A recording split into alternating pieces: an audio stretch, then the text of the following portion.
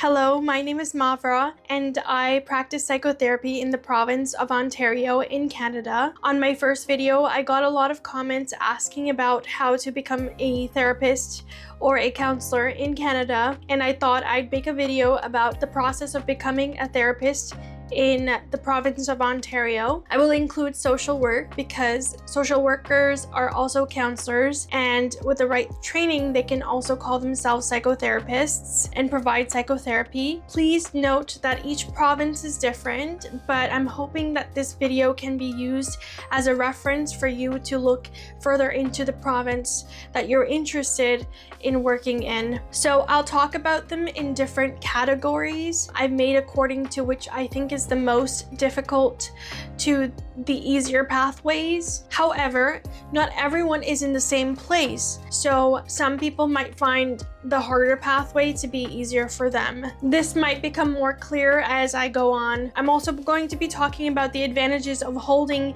a social work degree over a psychotherapy degree. Let's start with registered psychotherapists. To become a registered psychotherapist in Ontario, you need to do a master's program that is CRPO certified. CRPO is the licensing regulatory body, and each province has their own body. So in order to find a CRPO certified program in Ontario, you need to go onto their website and look for all the schools offering programs that are CRPO certified. So when you complete the program, you will be eligible for registration in the program. There are universities that are offering these programs that are generally 2 to 3 years long. They have an instructive component as well as a research component, and then a practical component where you need maybe 200 to 300 direct client contact hours, including supervision, to graduate. From then, you will register with the CRPO. You will need to pay all the fees associated,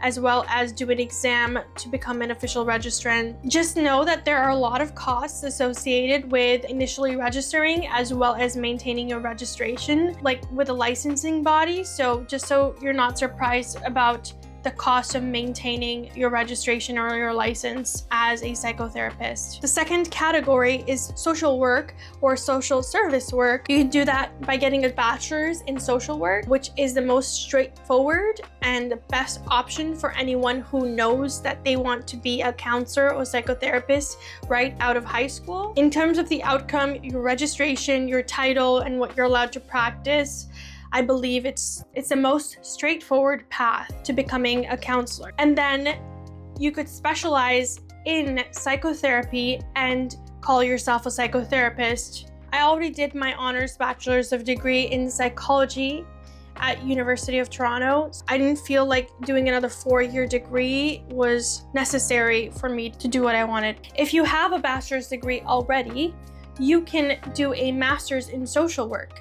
With a master's of social work, you have a lot of flexibility in the kind of job opportunities you have compared to psychotherapists. Here is where I'll mention the advantages social workers have over psychotherapists. So social workers are more employable across many different circumstances compared to psychotherapists because they are favored over by government agencies as well as healthcare agencies, because they have this social service aspect where they can connect people to social services and they know of more social services. So for example, a hospital might employ a social worker as a counselor because they know that social worker will be able to help somebody get government assistance if they need, etc. Again, like I said, if you are a social worker and you get trained in psychotherapy or you seek out training in psychotherapy through courses or whatever, I don't know exactly how it works because my licensing isn't with social work, you can call yourself a psychotherapist and offer psychotherapy services. Now, if you go on Psychology Today, you will see a lot of people that are social workers providing therapy. So social work is one of the most sought out after degrees. It's also very competitive. So a lot of people, including myself, I didn't opt to apply for a master's of social work. That is why I said the best option might be to get a bachelor's of social work, which would allow you the opportunity to register as a social worker with their licensing body. I don't know exactly. And then that opens a door for you to do literally anything you want within your scope of practice, of course. The last option I'll talk about, which is a bonus option, and it's a really good option for a lot of people, is a 2 to 3 year college diploma in social service work, such as a mental health and addictions counselor. This is also very sought out after in terms of like agencies who want mental health and addictions counselors. Like, you can work in correctional facilities, you can work in hospitals, you can work in nonprofit organizations, etc. Like, a lot of people want mental health and addictions workers, so it's easy for you to get a job, and you'll be registered with the social working license people as a social service worker. Now, I don't think with this specific license that you can go on to train as a psychotherapist and then call yourself a psychotherapist, to my knowledge. But again, you can do a bridging program and then get your bachelor's of social work. We're back to bachelor's of social work as being one of the best options. I hope this video is helpful. I know it wasn't super thorough or comprehensive, but I think I gave enough information to people to start their research. A lot of people did say that they already had degrees that they were working with, so in that case, masters are better options. However, there are certain universities here in Canada that are a lot more flexible and offer degrees for a certain price. Hope that was helpful.